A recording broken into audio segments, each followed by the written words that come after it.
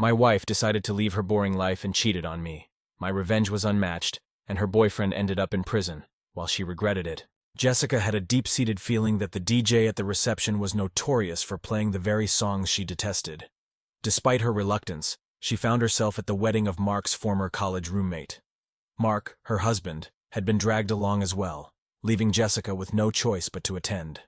She scanned the room, searching for Mark, and eventually found him deep in conversation at the bar with a stranger. Feeling more isolated than ever, she reflected on how attending this wedding was even more excruciating than being forced to go to someone else's high school reunion. But then, her mood lightened considerably when she heard a familiar voice call her name. Turning, she saw a young woman about her age, Jennifer, holding a glass of wine. Jennifer had been Jessica's best friend back in high school. Jessica and Jennifer embraced warmly, overjoyed to see each other.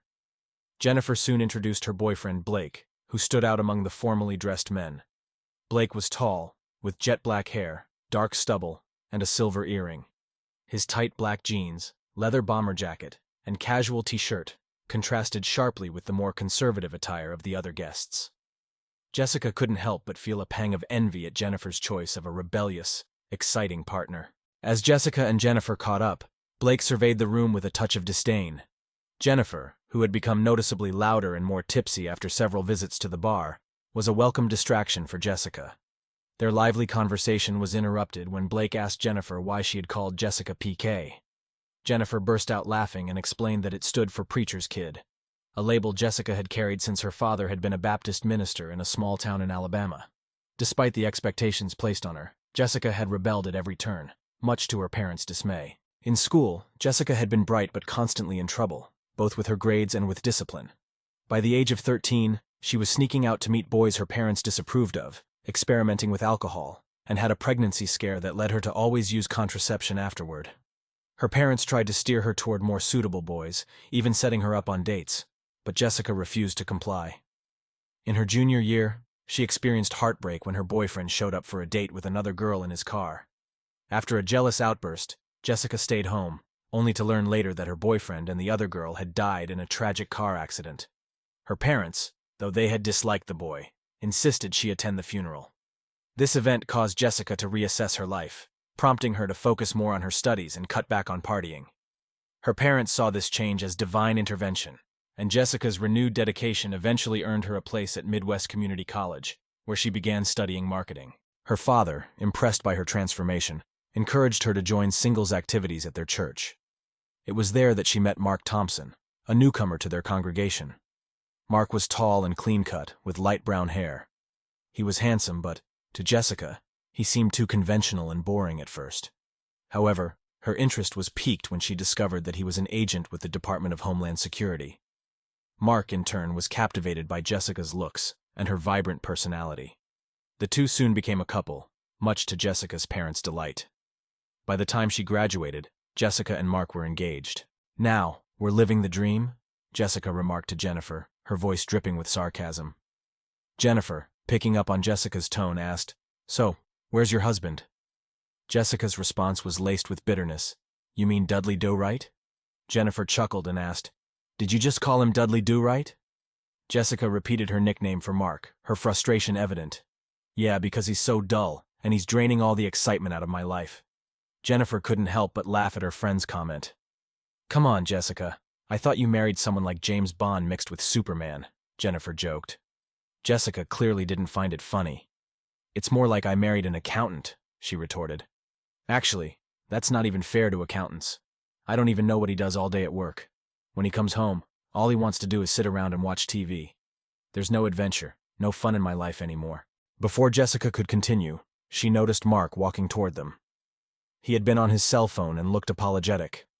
Before he could speak, Jessica introduced him to Jennifer and Blake. Mark shook hands with them, and then informed Jessica that they needed to leave early because he was on call and had urgent work issues. Jessica, already unhappy with the reception, was even more displeased at the thought of spending the evening at home alone. Jennifer quickly offered to give Jessica a ride with her and Blake. Mark, uncomfortable with Jennifer and suspicious of Blake, hesitated but eventually agreed, instructing Jessica not to wait up for him. After Mark left to say goodbye to the bride and groom, Jessica thanked Jennifer and suggested they get another drink. Blake proposed leaving the dull reception for somewhere more exciting. Jennifer readily agreed, and despite her initial reluctance, Jessica decided to join them. Once outside, Jessica was surprised to see Blake and Jennifer heading toward a motorcycle. Excited, she asked if they could all fit on it. Jennifer confirmed they could, and Blake dismissed the need for helmets, saying, "Helmets are for wimps." Blake revved up the motorcycle, and Jessica adjusted her dress before climbing on behind him. She felt a thrill as the engine roared and they sped away from the wedding. Jessica squealed with excitement, clinging to Blake as he took sharp turns, his grin igniting a desire for the adventure she felt her life was missing. They eventually arrived at a dance club, and the pulsating music and flashing lights immediately reminded Jessica of her wild teenage years. She nearly jumped with joy as they entered the club. Jennifer headed straight for the bar, eager for shots, while Blake pulled Jessica aside and shouted over the noise, offering her something he claimed was better than alcohol. Intrigued, Jessica agreed, and Blake produced 2 pastel-colored pills. After swallowing one himself, he handed the other to her. "You're going to love ecstasy," he said with a conspiratorial smile. They rejoined Jennifer at the bar, and Blake urged them all to dance. The 3 of them squeezed into the crowd and danced together. Jessica leaned in to ask Blake if Jennifer liked ecstasy. Blake shook his head, explaining that alcohol was Jennifer's drug of choice. Sure enough, Jennifer soon returned to the bar for another shot. As Jessica danced, she began to feel a warm, euphoric sensation take over. The music, the lights, and the closeness of Blake and Jennifer created a unique, exhilarating feeling. Eventually, Jennifer found a chair and passed out, leaving Blake free to focus on Jessica. Jessica, feeling more alive than she had in years, wished the night would never end. Later, Blake picked up the passed-out Jennifer and carried her to his motorcycle. He propped her up on the seat and gestured for Jessica to climb on behind him.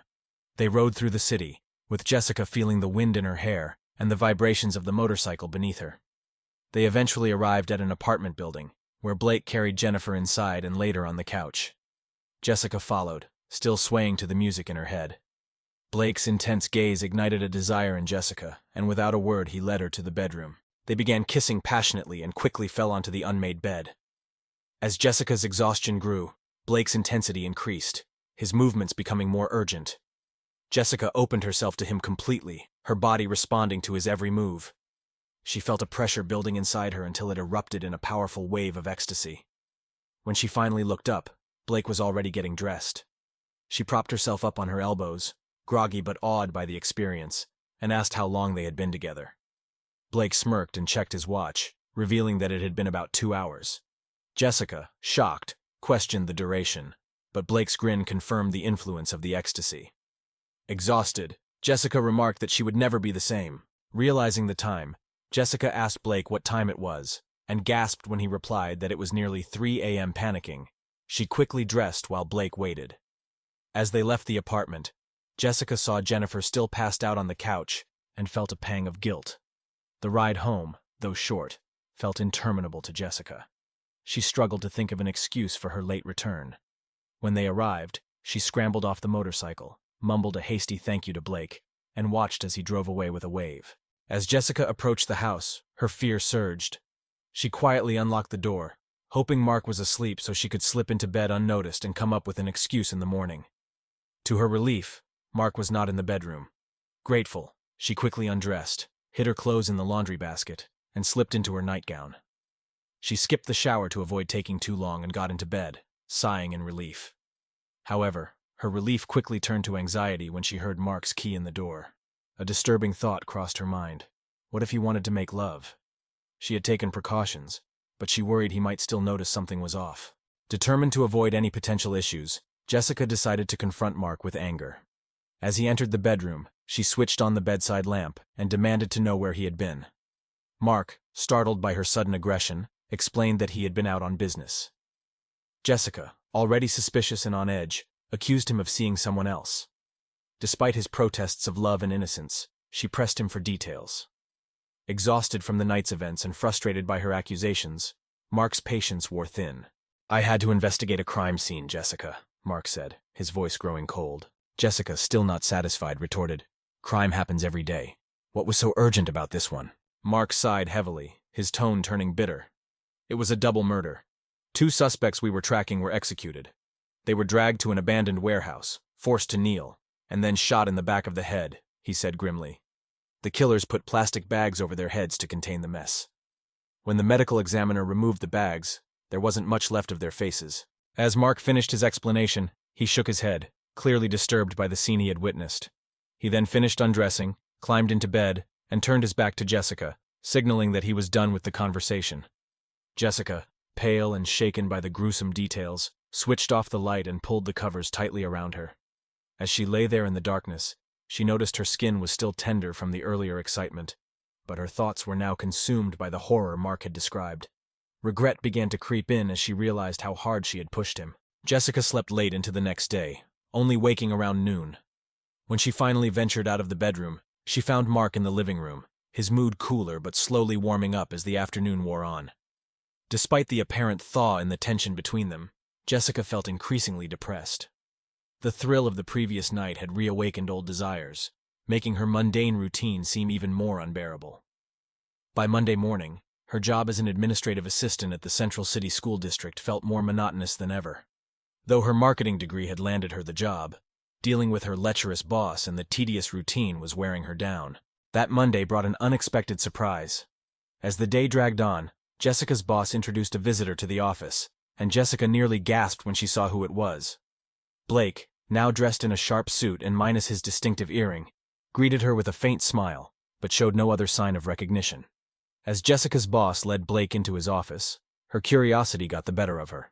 She discreetly used the office intercom system to eavesdrop on their conversation. To her shock, Blake was there to pitch a new business deal involving cleaning and office supplies. It was a far cry from the rebellious persona he had shown just days earlier. The negotiations seemed odd, with Blake confidently offering a 15% commission on any orders, regardless of size. Jessica's boss, intrigued but cautious, asked how the commission would be paid. Blake suggested using cashier's checks to bypass any potential red tape. Jessica's boss agreed to place an order, and Blake promised to deliver the commission check by the next morning. However, Blake added that due to past issues with order cancellations, the company now required simultaneous payment via cashier's check. Jessica heard her boss' chair creak as he leaned forward, his tone skeptical. "This is unusual," he remarked. "I'm not sure I can issue a cashier's check for such a large amount." Blake smoothly countered, "The offer is equally unusual. But if it's a concern, you could always reduce the order size." After a brief pause, Jessica's boss agreed to the terms, but requested that Blake return before noon due to a supposed luncheon. Jessica knew her boss was eager to deposit the check quickly.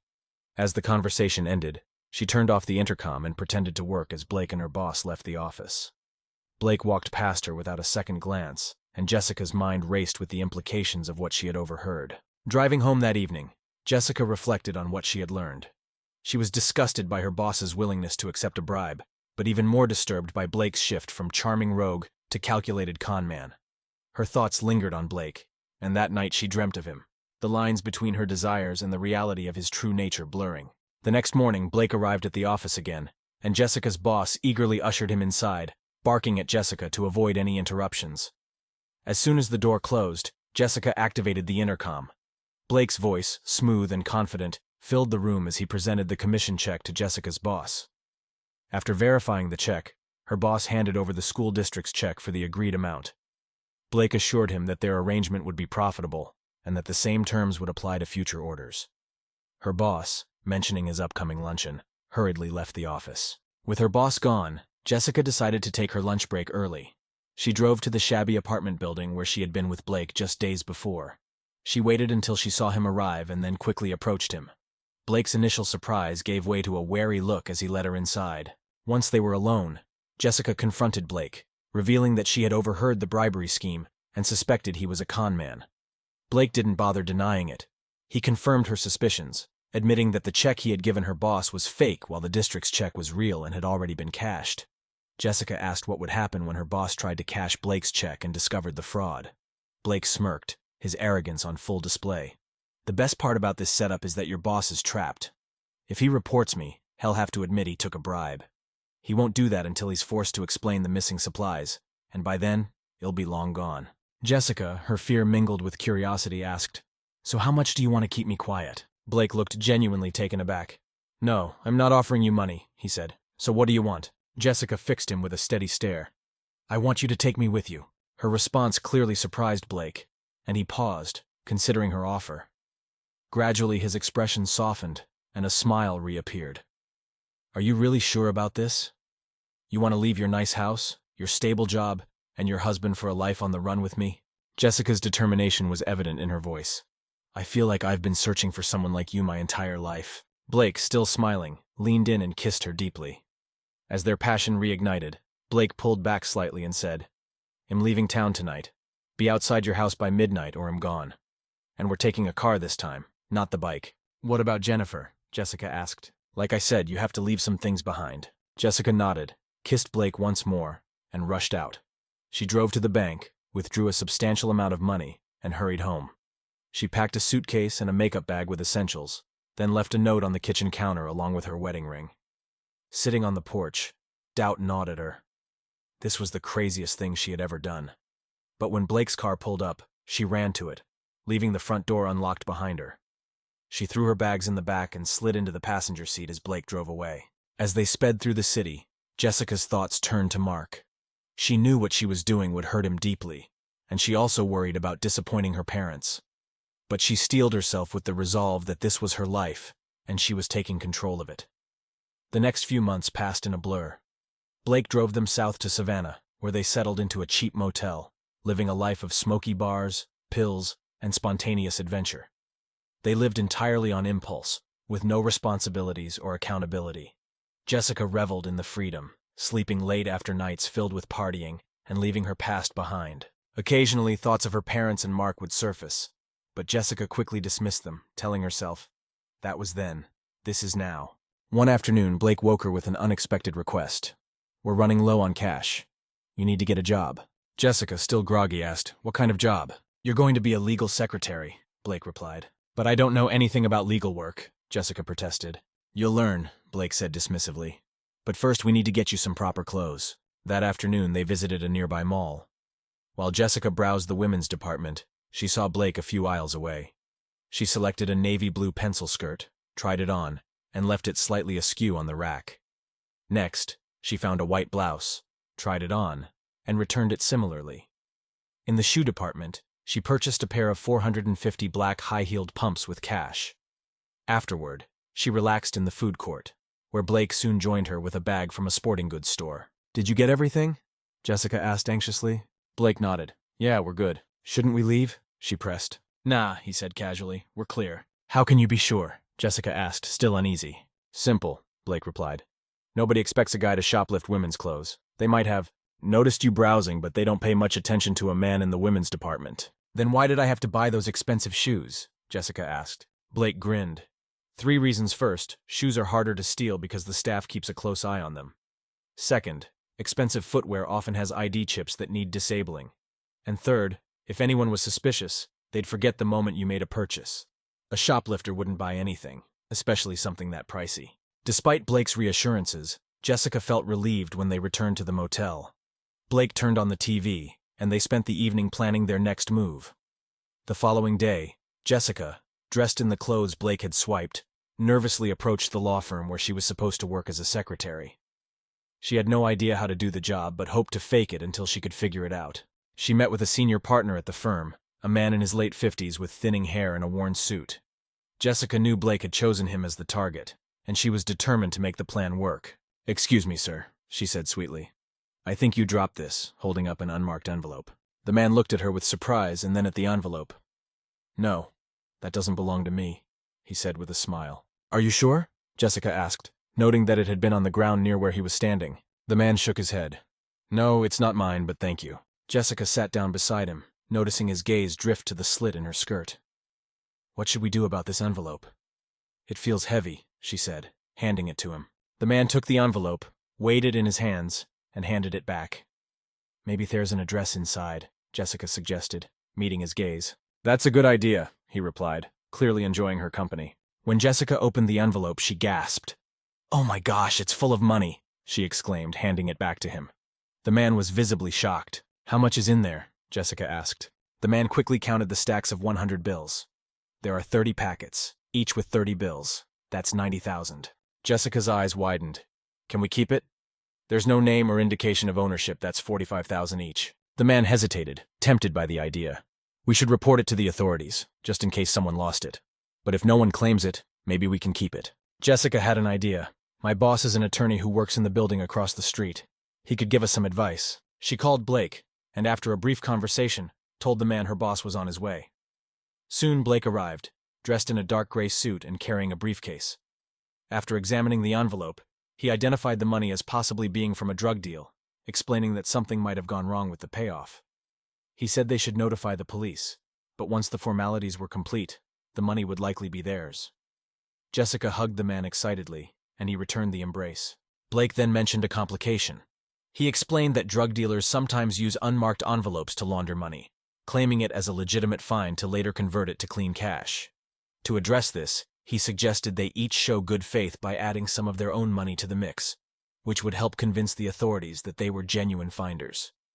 Seeing the man's hesitation, Jessica quickly agreed, offering to withdraw $30,000 from her savings and asking if the man could match it. He agreed, deciding to withdraw $30,000 from his retirement account. Blake instructed them to withdraw the money, place it in envelopes with receipts, and return quickly. Excited, Jessica and her new companion went to their banks and retrieved the money. When they returned, Blake added their envelopes to the $90,000 they had found, sealed it, and remarked that this would prove the money hadn't been tampered with. He then claimed the police were delayed due to an accident and suggested they store the money in a safer place until the detectives arrived. Blake directed the man to put the money in his car's trunk, assuring them he would inform the police of its location. The three walked across the street to the parking garage, where the man led the way to his Toyota. As they approached the car, Jessica pretended to drop her phone. Bending down to pick it up, she caught the man staring at her. She handed him the phone, and while his attention was diverted, Blake switched the envelope with the money for a similar one from his briefcase. Blake then placed the new envelope in the trunk, slammed it shut, and asked the man to relock the car. Blake checked his watch, apologized for needing to leave, and told him to wait by the car for the police. As he hurried away, Jessica engaged the man in conversation, asking what he planned to do with the money once it was legally his. She then excused herself to use the restroom, gave him a kiss on the cheek, and left. Instead of stopping, Jessica exited the building and walked down the street to an alley where Blake was waiting. After getting into the car, Blake congratulated her on the successful con and laughed at how easily the man had been fooled. "How long do you think it will take before he opens the trunk and finds that envelope full of newspaper?" Jessica asked, still giggling. Blake responded confidently, "He'll probably wait until the police don't show up. By then we'll be long gone." They returned to the motel, where Blake asked Jessica to wait for him inside while he made a quick stop at the Bank of Rio. Jessica, surprised, asked, "The Bank of Rio? I've never heard of it. Why do you need to go there?" Blake's tone turned serious. "It's better if you don't know. Sometimes it's safer that way." Noticing her discomfort, he quickly added, "Don't worry. We'll go out and celebrate when I get back." While waiting for Blake, Jessica's thoughts turned to the man they had just scammed. As the thrill of the con began to fade, a pang of guilt surfaced. She tried to push it away, telling herself that he probably had plenty of money saved up and wouldn't miss what they had taken. But the sadness lingered. She had sought excitement with Blake, but hadn't anticipated being involved in such schemes. Her father would be horrified if he knew, and so would Mark. This thought made her angry with herself. "Why should I care what they think?" she muttered in frustration. To lift her spirits, Jessica lit a joint she found in Blake's bag. By the time he returned, she was high and laughing uncontrollably. Blake found her state amusing. "Come on, babe," he said. "Let's grab some food and then hit the town." A week later, Blake announced it was time to move on. "We're leaving as soon as I get back," he said. When Jessica asked where they were headed, he mentioned a business opportunity. After Blake returned, they quickly packed their bags into their unremarkable car. Blake paid their motel bill, then got behind the wheel, and drove north on Interstate 75. Jessica asked if they were returning to the city where they had started, but Blake informed her they were headed to Pittsburgh instead. He explained that Pittsburgh's education system, which had struggled with underfunding for years, was now attracting significant donations for quick fixes. The current initiative involved distributing laptops to students, and Blake planned to exploit this by offering a shipping container of MacBooks at a cut-rate price. Blake revealed that the financing for the scheme came from the so-called Bank of Rio, a South American crime syndicate front that funded scams. The syndicate made money without taking on direct risk. If the con failed or the perpetrators were caught, the responsibility for repayment fell on the con artists' families. Jessica remained unconvinced and asked what would happen if they couldn't or wouldn't pay. Blake warned her about the severe repercussions from the Bank of Rio, which always collected on its loans. Jessica then inquired about the source of the shipping container of laptops. Blake explained that it had been hijacked. The plan involved the Bank of Rio lending them the laptops and seed money, taking half of the proceeds from the con. Despite her concerns about the risk, Blake emphasized the potential $4 million profit from selling the laptops at half price. They would split $8 million with the bank. Jessica was skeptical about conning the school board into buying stolen merchandise, but Blake assured her that their contact, Grant Davis, head of Pittsburgh's Education Forward Foundation, was politically ambitious and not very discerning about campaign funds. Blake then revealed that Jessica would be the one executing the con, with him coaching her through the process. The day after checking into a budget motel near Pittsburgh Airport, Blake and Jessica went shopping in downtown Pittsburgh. They returned with a new wardrobe for Jessica, including lingerie, a designer suit, and high-end ankle boots. Jessica paid cash only for the boots. That evening, Blake reviewed Jessica's role and how to handle potential questions from Grant Davis. He had already arranged the meeting, introducing Jessica as Miss Alicia Johnson, Vice President of Sales for Tech Solutions, Inc. Blake reassured her that focusing on the rewards would convince Davis of the offer's legitimacy. Jessica spent a restless night, anxious about both the role and her involvement in Blake's schemes. The next morning, she was too nervous to eat, but felt better once dressed in her new suit and boots. Blake reminded her to use her charm to her advantage. At Davis' office, Jessica presented her pitch about offering 15,000 MacBooks at half price. Despite her doubts about the story, she noticed that Davis seemed more focused on her appearance than on the details of the deal. Testing this, she crossed and uncrossed her legs, and Davis watched intently. Seeing his reaction, Jessica's confidence grew. She shifted the focus from the deal to praising the foundation's work and Davis' role, highlighting the political benefits of acquiring the laptops.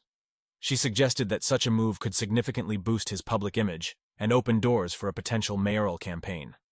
Leaning toward him, her jacket gaped slightly, revealing glimpses of her lingerie, which seemed to further captivate him. Jessica continued smoothly, offering a 2 commission on the retail value as a campaign contribution, amounting to $150,000. Davis' eyes widened at the figure, but he needed more time to consider. Jessica acknowledged his need for time, but hinted at other potential buyers, emphasizing the importance of quick turnover. Davis agreed to a follow-up meeting the next day. Jessica left his office with a confident sway in her hips, eager to share her success with Blake. Back at the motel, Jessica excitedly described the positive response she received, and Blake was thrilled at the potential $4 million payout and the freedom it would bring them. In his intense passion, Blake pulled her close and kissed her deeply.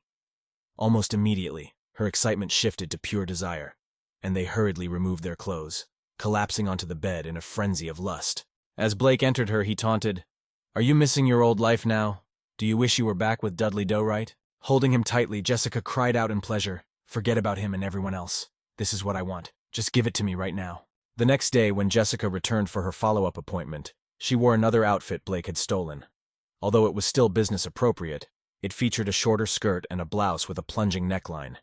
She walked confidently into Davis' office, and his initial reaction only boosted her confidence. "Miss Johnson, I've reviewed your company's proposal thoroughly, and I find it very intriguing," Davis said.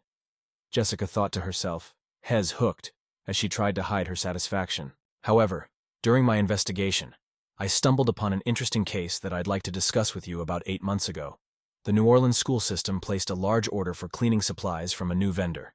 When the supplies never arrived, an inquiry was launched. It turns out that the head of purchasing admitted to accepting a bribe from the fake supplier. Fear replaced Jessica's earlier excitement as she thought, "Oh no, he knows about us. The police must be outside, ready to arrest me." Her heart raced, and sweat began to bead on her forehead. It took all her willpower not to flee. "But what really caught my interest," Davis continued, "was that the bribe the purchasing director received was a cashier's check. Ironically, that cashier's check was just as fraudulent as the supply contract." Jessica felt dizzy, wondering if she might faint. Davis smiled and said he would accept the proposal, but with 3 conditions. Jessica was confused and relieved, wondering if she was still getting the deal. Davis outlined his conditions first. The campaign contribution must be $150,000 in cash, delivered with the merchandise. Jessica was troubled by how they would manage that. Second, he needed to see all 15,000 MacBooks before buying. Finally, Davis demanded a night at the Grand Royale Hotel with her. Shocked, Jessica struggled to stay composed. She told Davis she needed to discuss this with her colleagues and left. As she exited the office, Davis reminded her to decide quickly, as his offer was time-sensitive. Jessica was furious but said nothing more. When she arrived back at the motel, Blake could instantly see her frustration. Before she could even explain, he asked, "What happened? What went wrong?" Upon hearing about Davis' demand for cash, Blake didn't view it as a major obstacle. "I didn't see that coming, but it's manageable. He'll talk to the syndicate and figure something out." Similarly, Blake wasn't deterred by Davis' request to inspect the merchandise.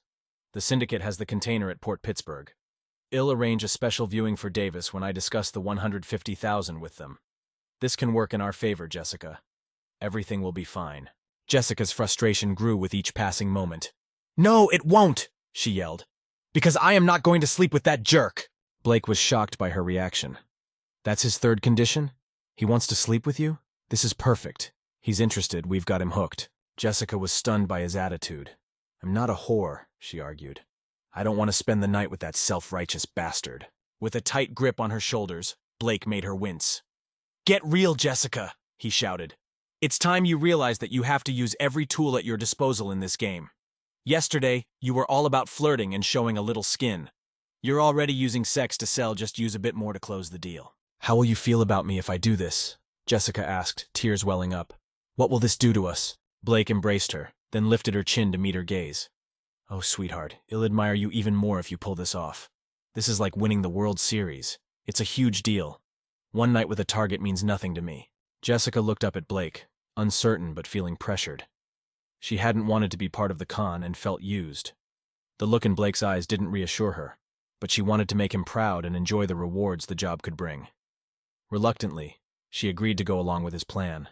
With that settled, Blake focused on Davis' conditions and proposed a strategy. "Now that we have him, we can use the cash as leverage." Following Blake's advice, Jessica called Davis to confirm the deal and set up a meeting at the hotel in 2 nights. Davis was thrilled until Miss Johnson added a condition. "If you want our campaign contribution in cash, you'll need to pay for the computers in cash too." Davis protested, but Jessica interrupted. "Fair is fair. To ensure neither side is scammed, everyone must be on equal footing." Davis was furious. "How can I possibly get $4 million in cash?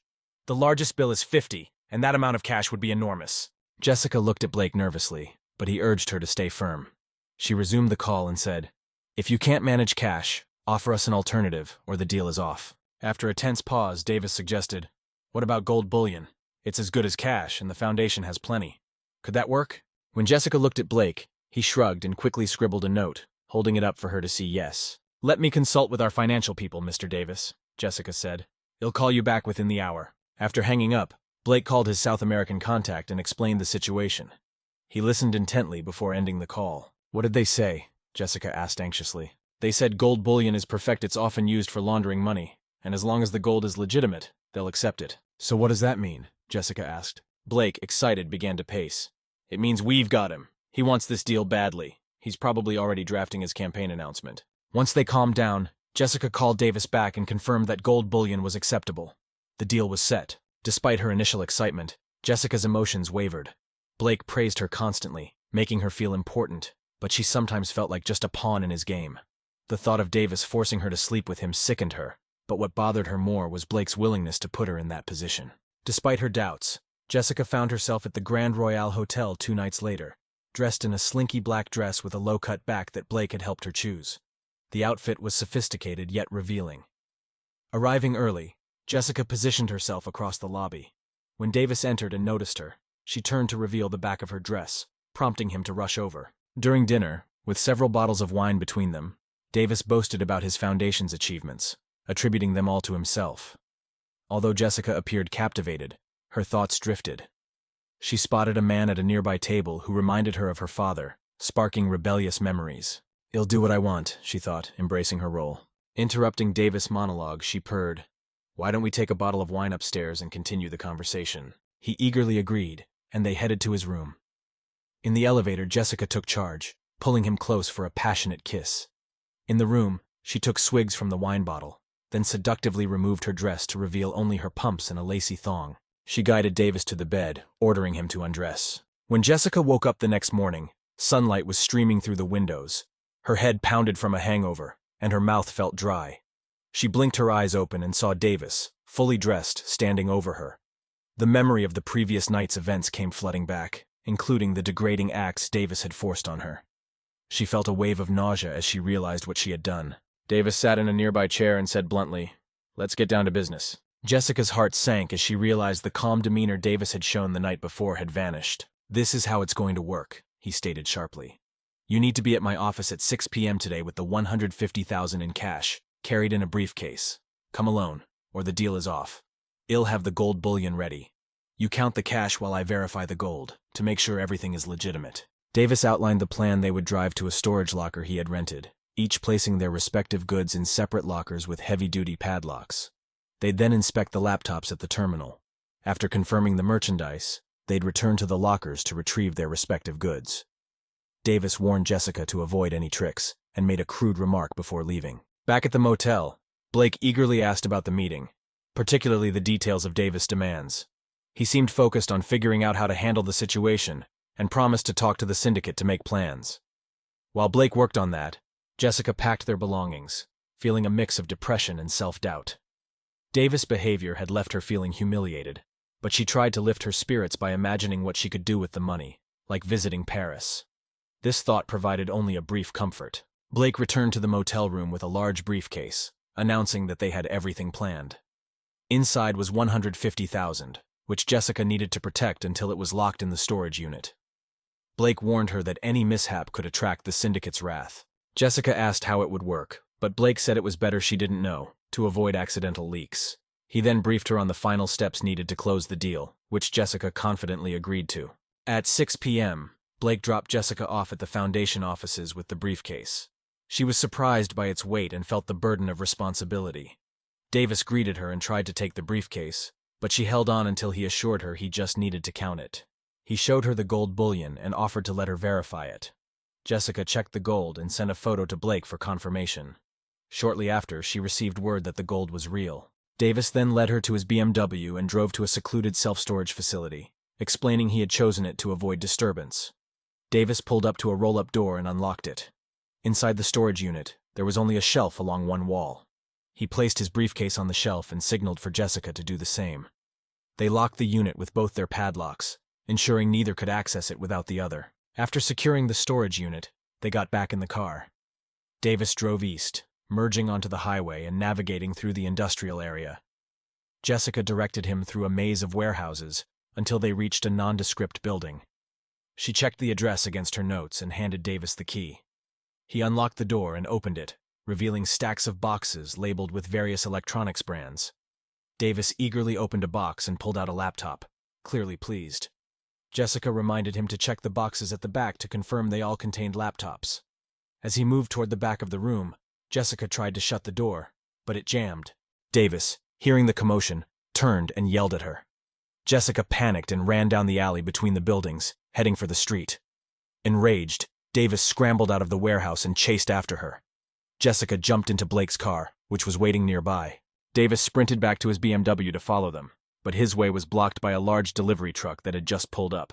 He furiously demanded the driver move, but the driver and his assistant, who spoke only limited English, struggled to understand his instructions as they unloaded their truck. Davis stood there, cursing and frustrated.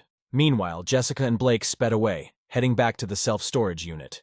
Jessica, still shaking, told Blake she felt as though she was running through quicksand, sure that Davis would catch her. Blake, grinning, reassured her that Davis would be stuck with the truck for at least an hour. He also laughed off her concern about police involvement, explaining that Davis wouldn't risk his political career by alerting the authorities.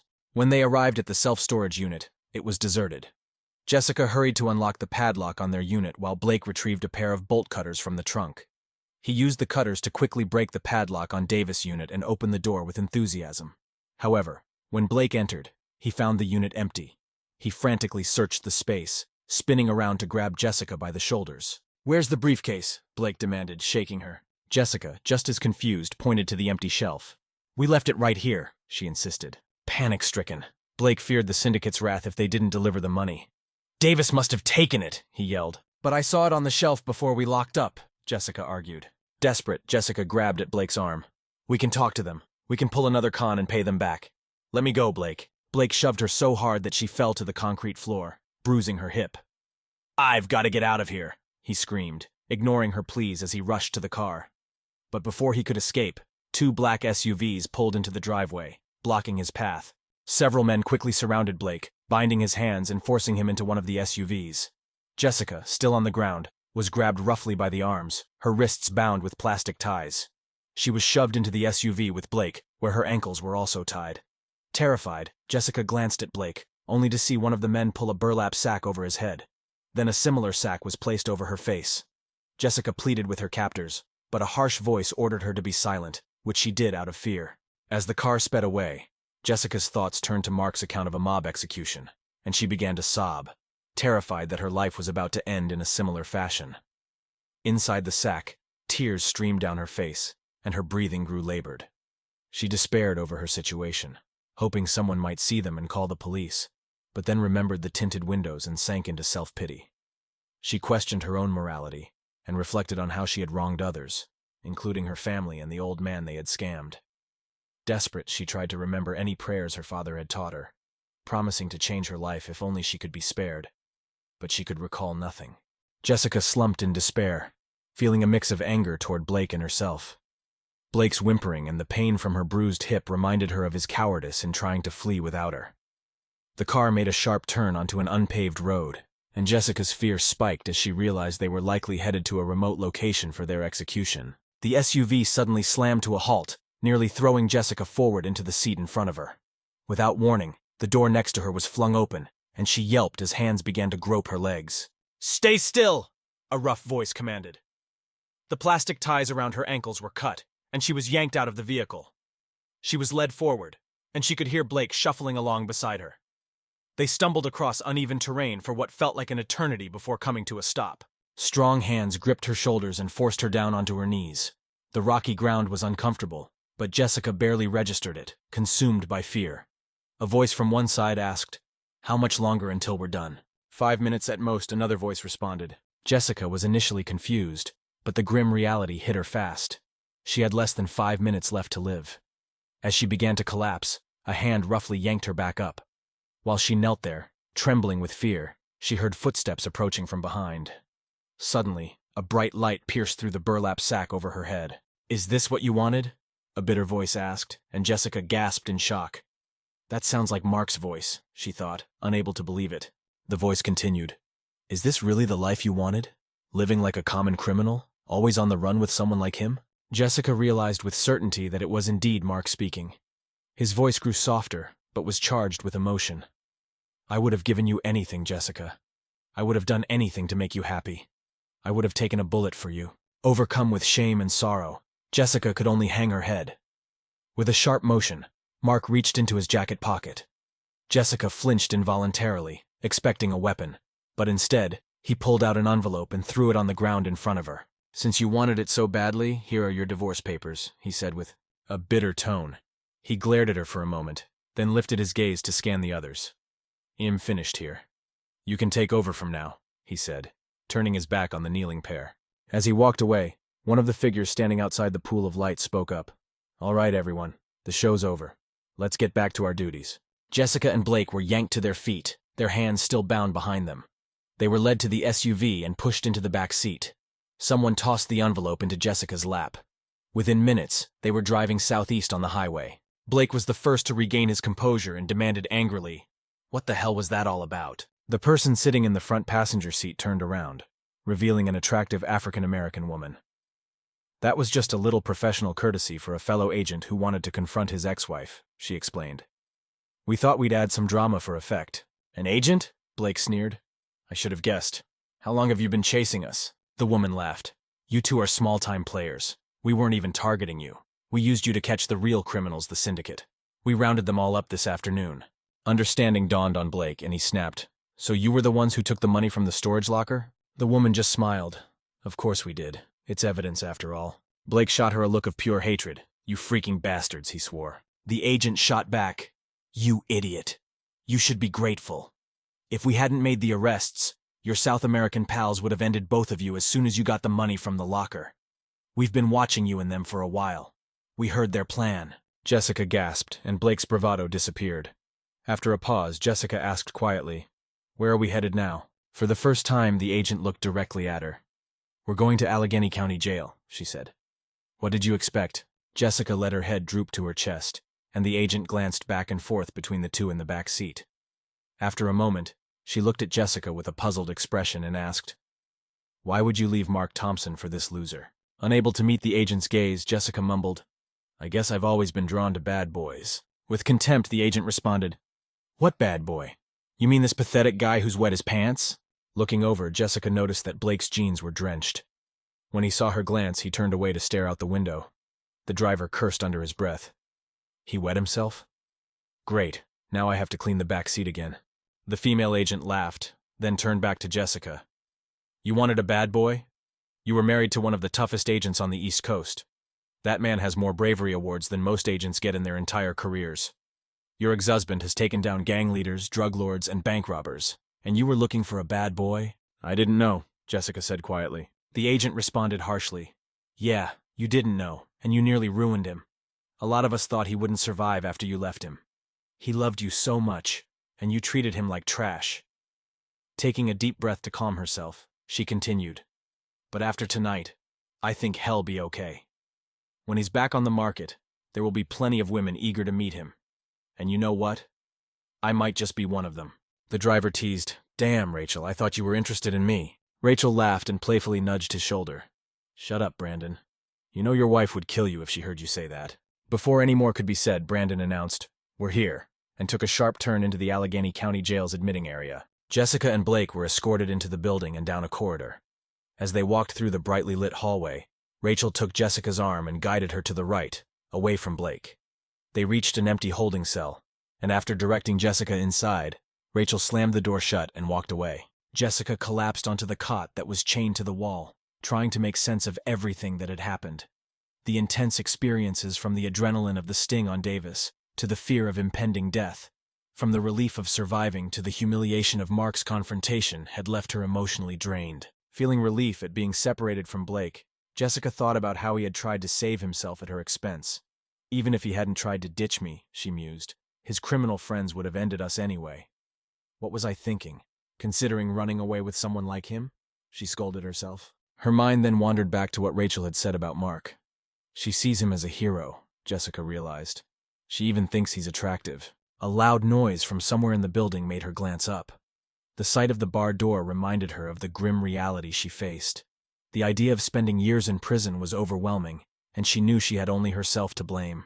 Just then, Rachel appeared at the cell door. She unlocked it and motioned for Jessica to follow. Let's go, she said, guiding Jessica down a hallway that led to a door. As it opened, the cool night air hit Jessica's face. They had reached the parking lot, and a car was waiting with its engine running. Jessica stared at Rachel, puzzled. What's going on? Without a word, Rachel directed her toward the waiting car. As the door opened, a figure she recognized stepped out. Dad! She exclaimed, unable to believe her eyes. Rushing to him, she wrapped her arms around him and began crying into his coat. I'm so sorry, Dad. I'm so sorry for everything. Let's get going, sweetheart, he said, his voice thick with emotion, guiding her to the passenger seat of his car. What's happening? Where are we going? She asked. We're going home, sweetheart, he answered softly. But why am I free? How did you know to come get me? She questioned, her voice full of confusion, as he drove down the road toward the highway on-ramp. He looked at her. Mark contacted me. He asked me to pass on a message, tell her this is a parting gift from Dudley Doewright. A sharp gasp escaped Jessica, and she started crying again.